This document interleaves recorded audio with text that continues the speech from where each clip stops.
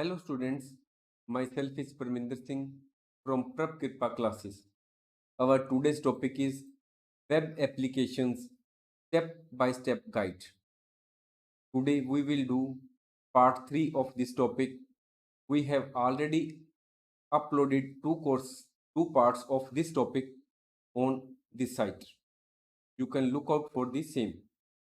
Today we will cover various questions such as what is the meaning of web server, what is meant by web browser, what is the meaning of web page, website, home page, web client, and what is the meaning of web address, what are the different parts of web address or URL,